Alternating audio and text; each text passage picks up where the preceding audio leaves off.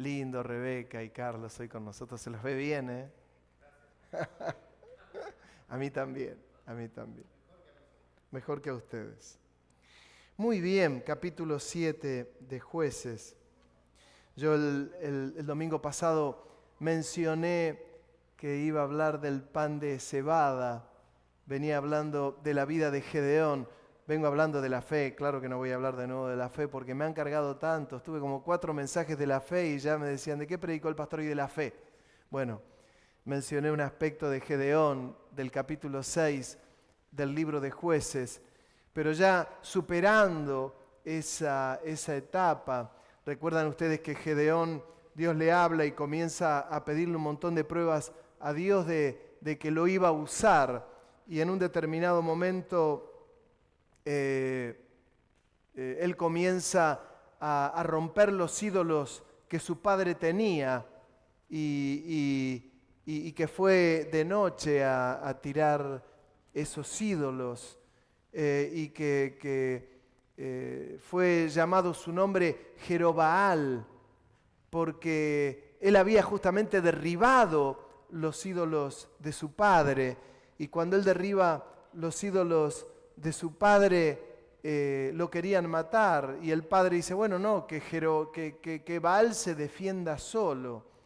Y su nombre comenzaron a llamarlo en el barrio, como ocurre en nuestro barrio, empezaron a llamarlo Jerobaal, ya no era Gedeón. Y es curioso porque cuando el capítulo 7 del libro de Jueces comienza el relato, dice, levantándose pues de mañana Jerobaal, el cual es Gedeón. Qué curioso, el capítulo 7 ya comienza casi como en una situación de broma, diciendo, es Jerobaal, el que derrumba los Baales. Después de leer el capítulo, algunos versículos, voy a volver a entrar en esto de Jerobaal. Dice, y todo el pueblo que estaba con él acamparon junto a la fuente de Arod y tenía el campamento de los madianitas al norte, más allá del collado de More, en el valle. Y Jehová dijo a Gedeón, el pueblo que está contigo es mucho para que yo entregue a los madianitas en su mano. No sea que se alabe Israel contra mí, diciendo, mi mano me ha salvado. Ahora pues haz pregonar en oídos del pueblo, diciendo, quien tema y se estremezca, madrugue y vuélvase desde el monte de Galaad. Y se devolvieron de los del pueblo 22,000 y quedaron 10,000. Y Jehová dijo a Gedeón, aún es mucho el pueblo, llévalos a las aguas y allí te lo probaré. Y del que yo te diga, vaya este contigo, irá contigo. Mas de cualquiera que yo le diga, este no vaya contigo, el tal no irá. Entonces llevó el pueblo a las aguas y Jehová dijo a Gedeón, cualquiera que lamiere las aguas con su lengua como lame el perro, aquel pondrás aparte. Asimismo, a cualquiera que se doblare sobre sus rodillas para beber. Y fue el número de los que lamieron llevando el agua con la mano a su boca, 300 hombres, y todo el resto del pueblo se dobló sobre sus rodillas para beber las aguas. Entonces Jehová dijo a Gedeón, con estos 300 hombres que lamieron el agua, os salvaré y entregaré a los madianitas en tus manos. Y váyase toda la demás gente, cada uno a su lugar. Y habiendo tomado provisiones para el pueblo y sus trompetas, envió a todos los israelitas, cada uno a su tienda, y retuvo a aquellos 300 hombres, y tenía el campamento de Madián abajo en el valle. Aconteció que aquella noche Jehová le dijo, levántate y desciende al campamento, porque yo lo he entregado en tus manos. Y si tienes temor de descender, baja tú con fura tu criado al campamento y oirás lo que hablan.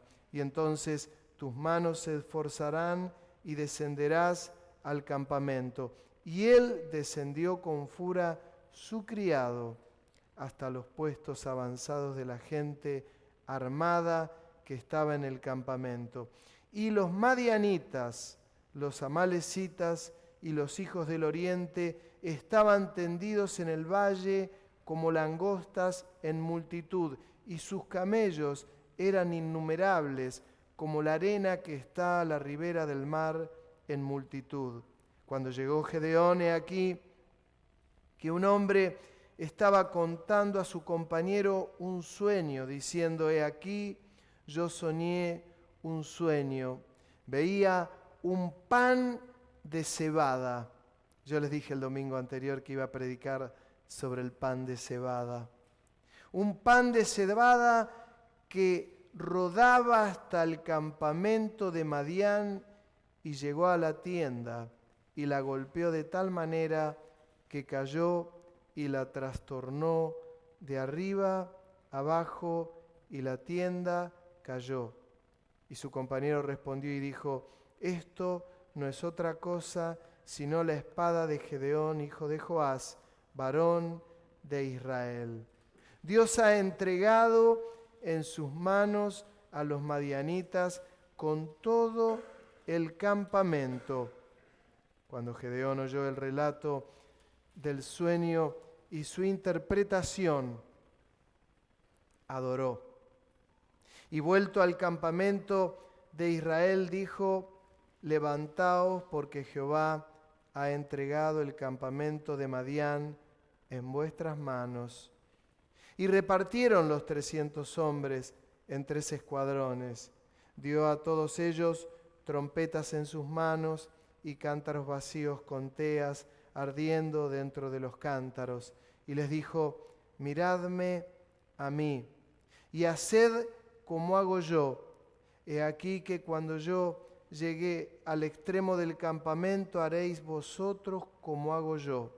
Yo tocaré la trompeta y los que estarán conmigo, y vosotros tocaréis entonces las trompetas alrededor de todo el campamento, y diréis: por Jehová y por Gedeón.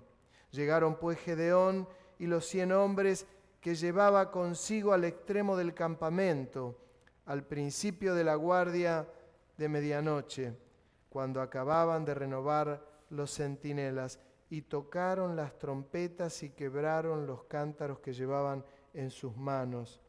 Los 3 escuadrones tocaron las trompetas y quebraron los cántaros, tomaron en la mano izquierda las teas y en la derecha las trompetas con las que tocaban, y gritaban y gritaron por la espada de Jehová y de Gedeón, y se estuvieron firmes cada uno en su puesto en derredor del campamento.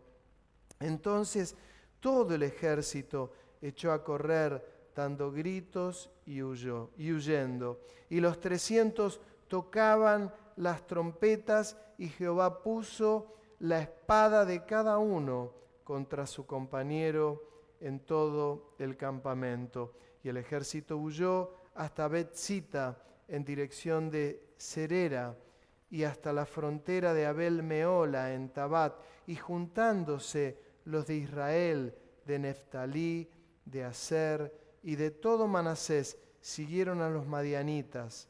Gedeón también envió mensajeros por todo el monte de Efraín, diciendo: descended al encuentro de los madianitas. Y tomaron los vados en Bet-bara y del Jordán antes que ellos lleguen.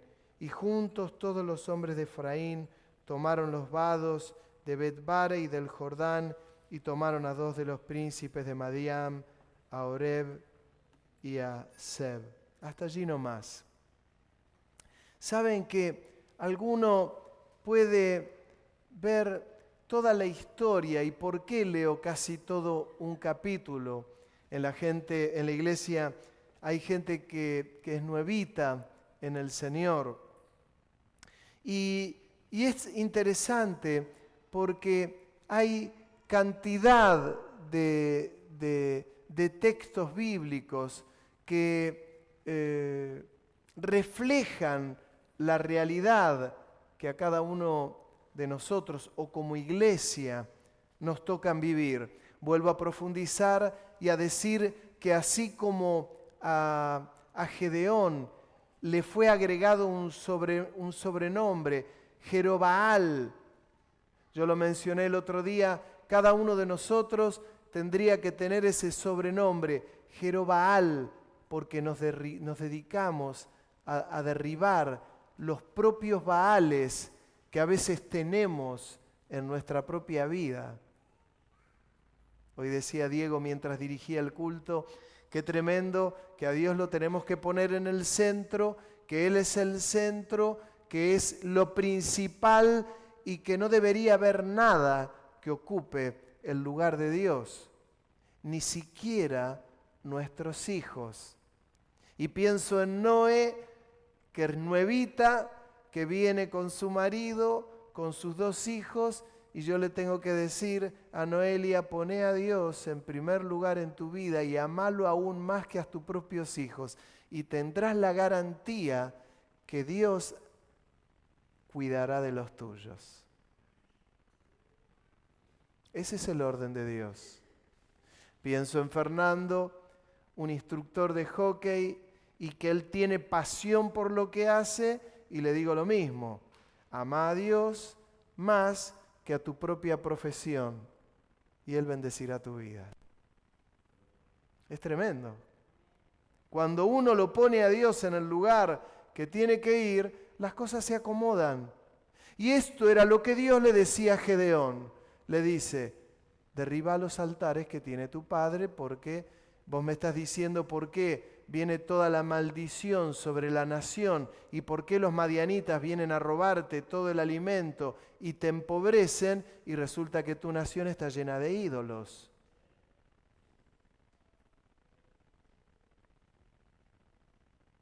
Me gusta practicar un deporte, pero ese deporte no puede ocupar el lugar de Dios.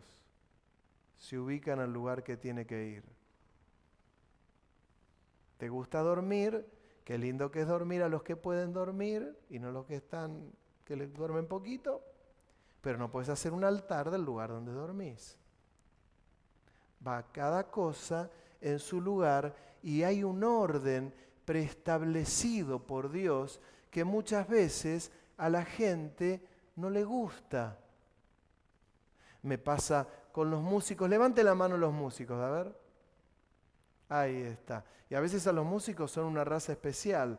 Cuando uno va y les dice a los músicos, mirá que tenemos pautas preestablecidas y que no podemos hacer las cosas de cualquier manera. Y uno a veces le dice y los músicos se enojan. No les gusta que les digan cosas. Yo pensaba que me pasaba a mí, tenemos músicos divinos, hermosos.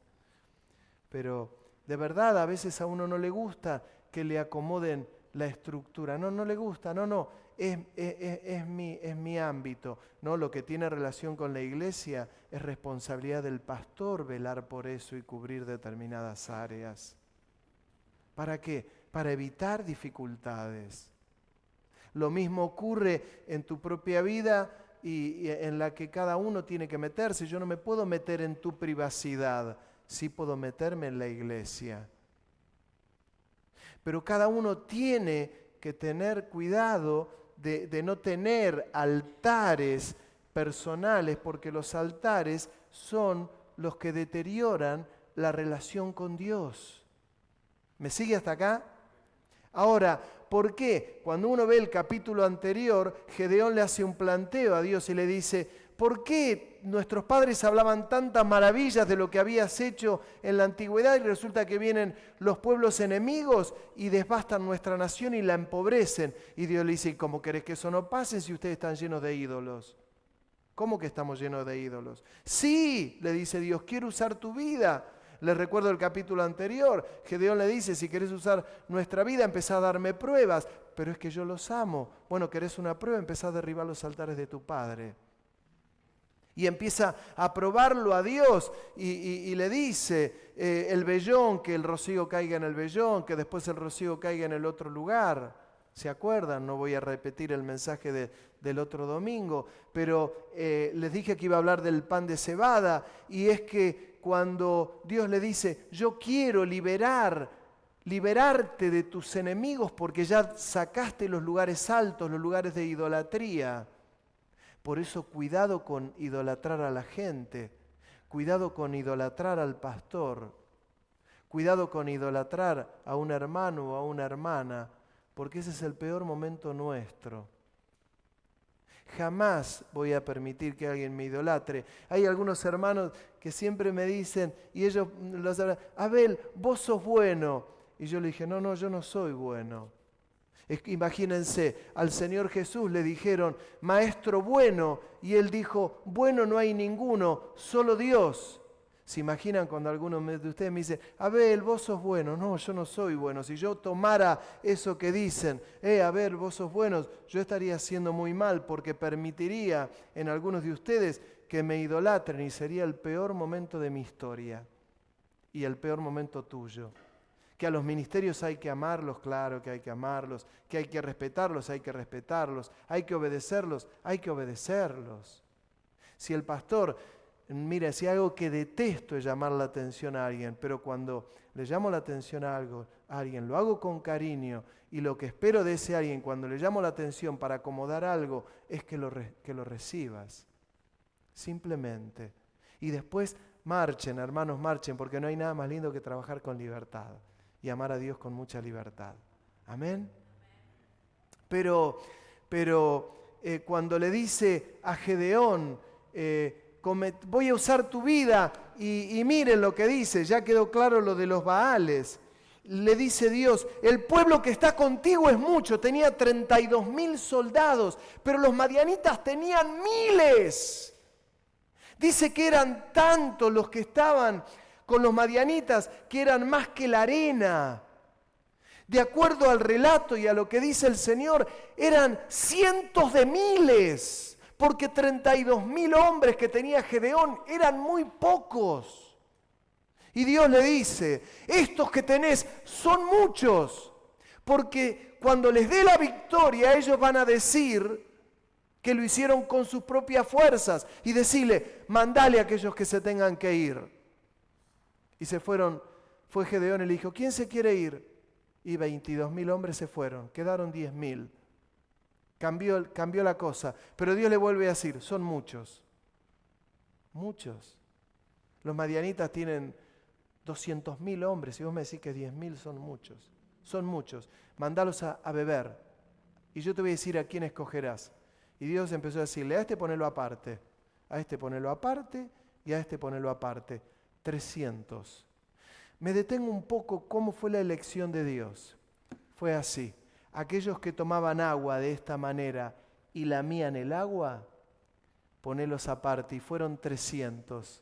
Y aquellos que doblan sus rodillas y se tiran en el agua, así, y empiezan a tomar, doblando sus rodillas, mandalos a sus casas. Miren qué detalle. Dios mandó a sus casas a aquellos que aún doblaban sus rodillas por el agua. Parece que Dios se pone muy rígido sobre la idolatría. ¿Y ante qué doblamos nuestras rodillas? Detalle. Y a los que lamían el agua,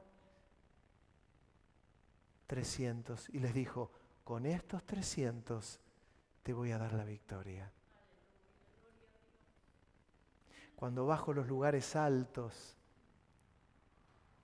cuando pongo al Señor en el centro, la cosa cambia.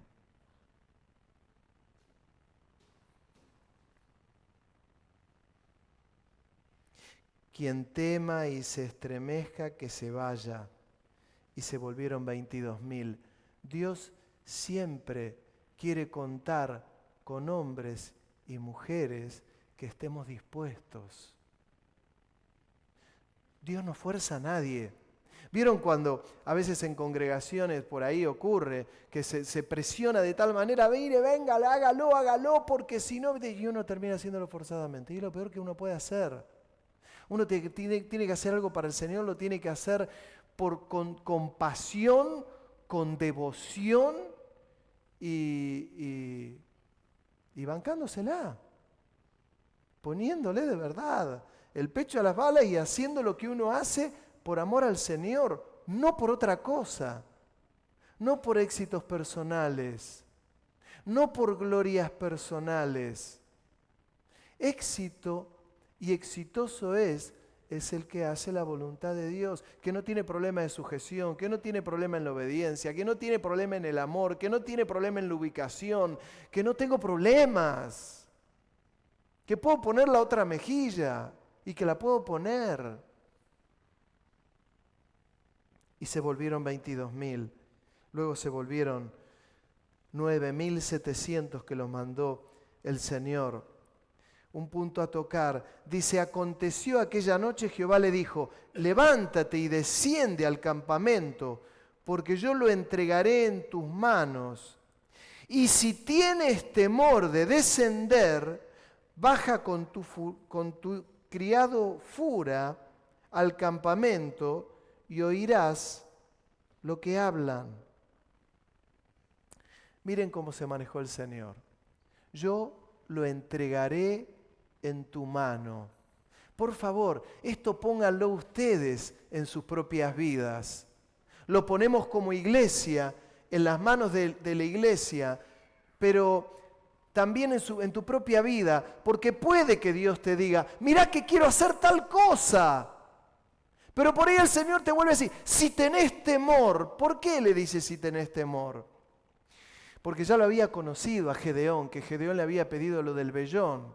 No hay nada más lindo que cuando Dios te diga y te da una palabra y te da una palabra puntual sobre tu hijo, sobre tu vida, sobre tu trabajo, sobre tu futuro, sobre tu salud, sobre no sé, sobre lo que venga adelante, sobre las generaciones que vienen detrás de las tuyas. Créele a Dios, que Dios no tenga que llegar a decir, pero si tenés temor. Y claro, tomó esa carta Gedeón y fue con su criado. Y cuando fue con su criado a ver qué decían los madianitas, le dice, yo tuve un sueño anoche. No hay necesidad que tenga que llegar a ocurrir eso. Pero le contó el sueño uno a otro. Y mirá, yo vi que un pan de cebada caía contra el campamento y lo sacudía. Y el otro le da la interpretación. Ese pan de cebada es Gedeón y su gente.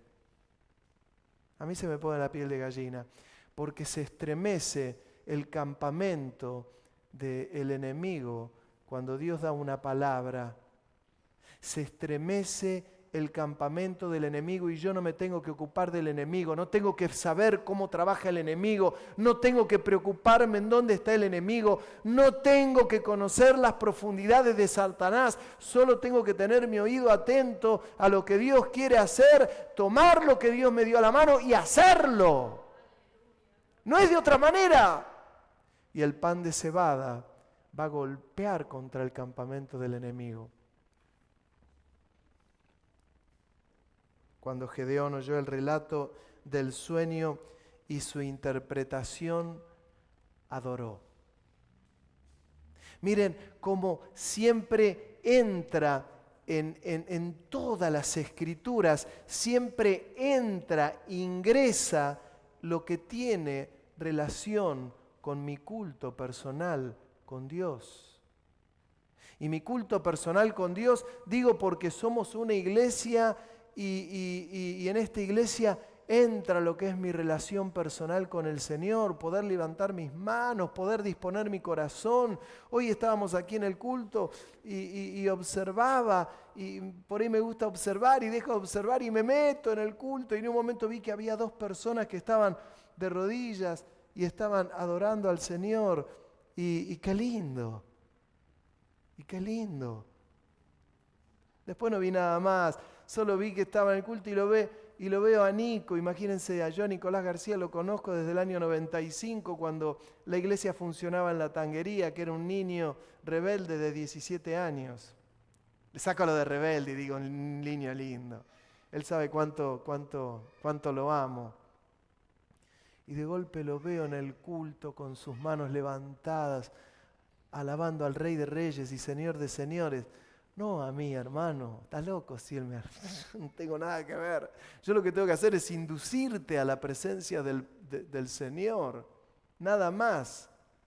Y me gusta la palabra inducir. Yo trabajé en la parte de recursos humanos de varias empresas en Buenos Aires y es curioso, una de las tareas que hay en la parte de relaciones industriales, de recursos humanos, es la inducción del personal en las tareas laborables y se hacía un organigrama y en ese organigrama se organizaba la tarea que cada uno tenía que hacer. Y la parte de inducción era curiosa porque había una selección de personal, se seleccionaba ese personal, se le enseñaba la tarea y luego la desarrollaba. Bueno, la tarea pastoral también era como era mi tarea laboral, es la inducción en ese canal que es la presencia de Dios. ¿Para qué? Para que te relaciones con el Señor, no a través mío, vos te relaciones con el Señor y le adores. Ya está, arreglate con el Señor.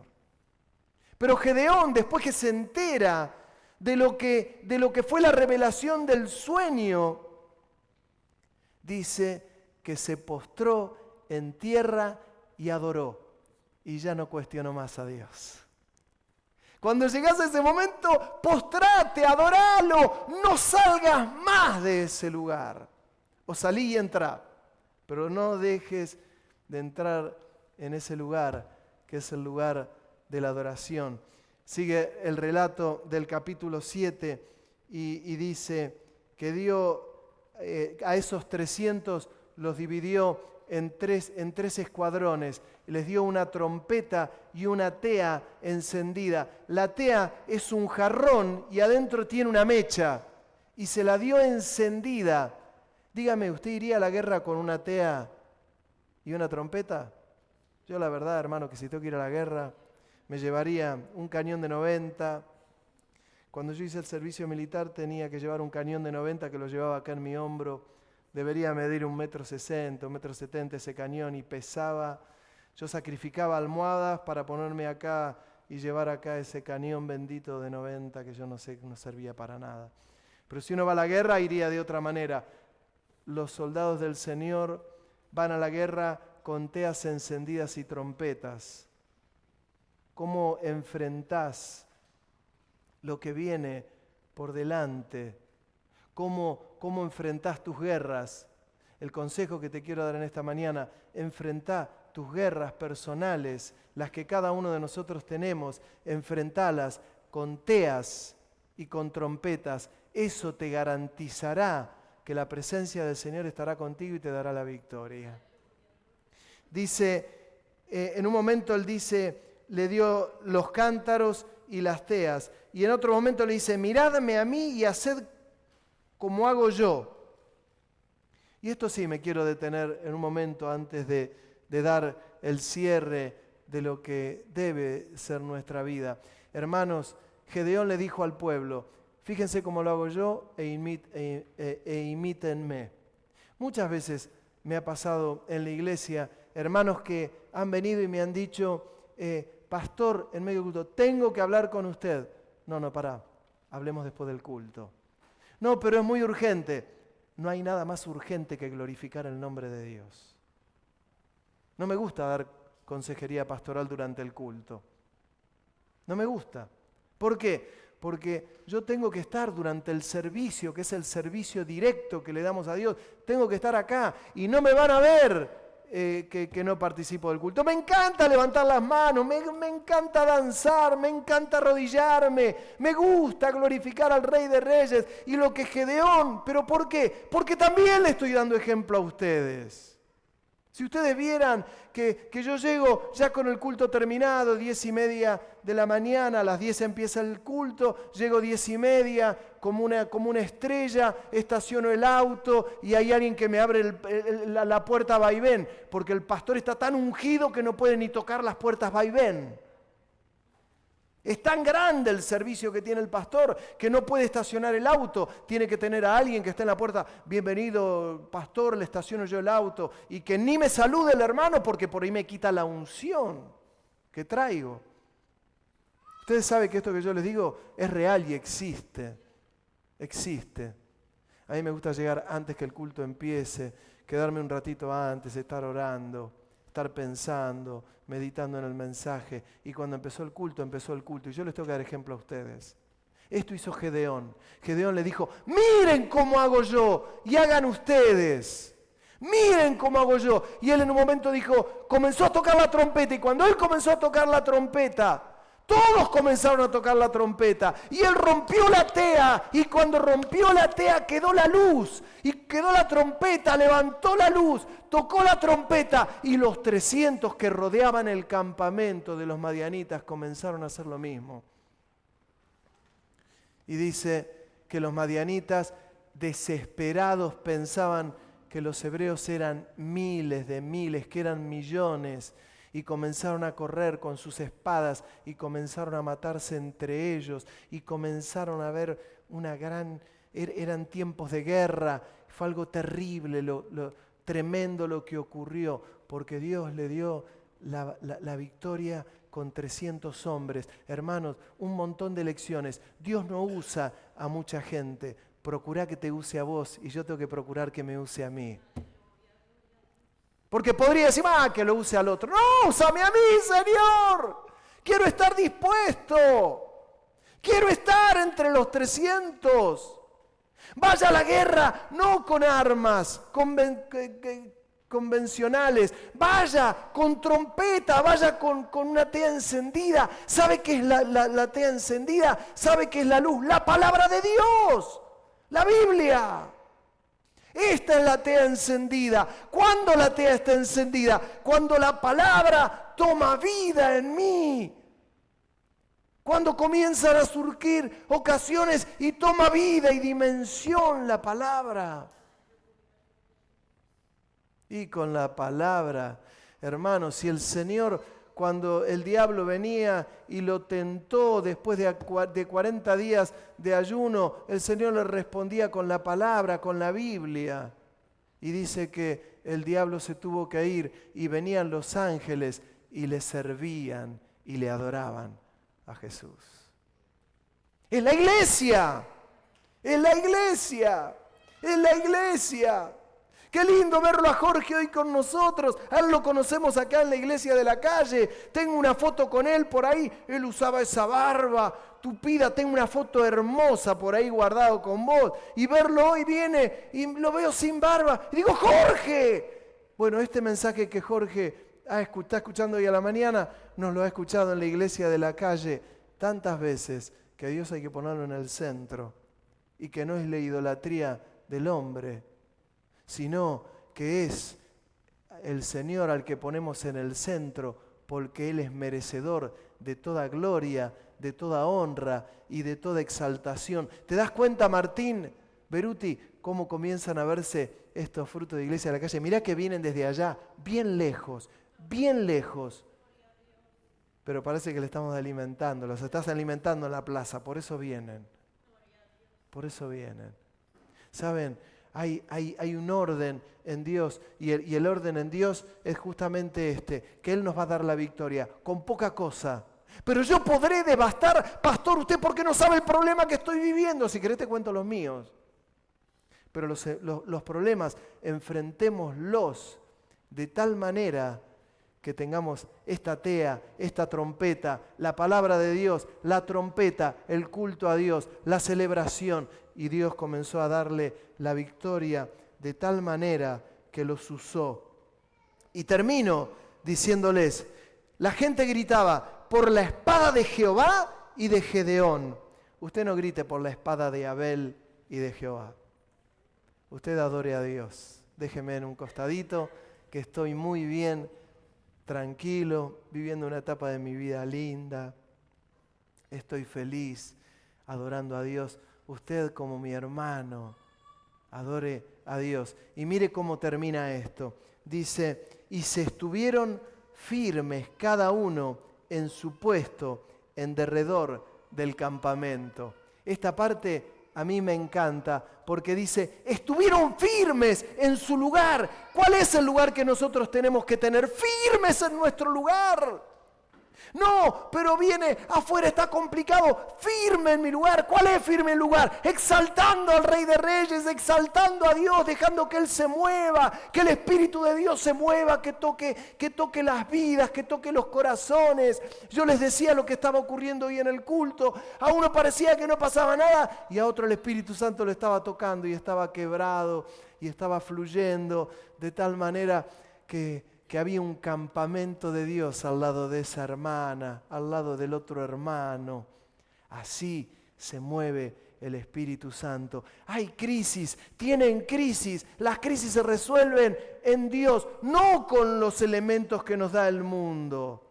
Las crisis se resuelven con los elementos que me da Dios, buscándolo a Dios. Nada más. No hay otra cosa. Tengo problemas, busque al Señor, que ahí están todas las soluciones. Te va a mostrar cantidad de cosas, porque encima es genuino. A uno le muestra un sueño, a otro les habla a través de un hermano, a otro les habla a través de un pájaro, a otro les habla a través de una voz que escucharon. Pero Dios habla. Dios habla. Termino diciéndoles que Jesucristo es el mismo ayer, hoy y por los siglos. Y que es lo más maravilloso que me ha pasado en la vida y que no lo voy a dejar. Me decía una hermana de muchos años en la iglesia de días pasados, la primera ovejita que nosotros tenemos de acá en Mar del Plata, y yo digo siempre Pichi, que se viene desde Punta Mogotes, me decía, mira, si hay algo que he aprendido a lo largo de todos estos años que yo estoy en la iglesia, es que ustedes me enseñaron a tener una relación personal con el Señor. Un Dios que no me ha abandonado nunca, que tuve a mi hija enferma y Dios no me abandonó, que tuve a mi hija con crisis y mi hija no me abandonó, que tuve crisis yo, pero busqué al Señor y Dios nunca me abandonó. Esta es la promesa que nosotros tenemos. Un Dios maravilloso, precioso, amoroso, y que no hay nadie como Él. Y termino diciéndole, hermano, si alguna vez le digo algo, siempre piense que va a ser para su bien, no para su mal. Porque si hay algo que anhelo, es que la iglesia entera, los niños, los jóvenes, los mayores y los adultos, todos podamos encontrarnos en la presencia del Señor. Y no hay nada más hermoso que poder conocer a Dios, adorar a Dios y estar con Él. Amén. ¿Qué le parece si le damos un aplauso a nuestro Dios?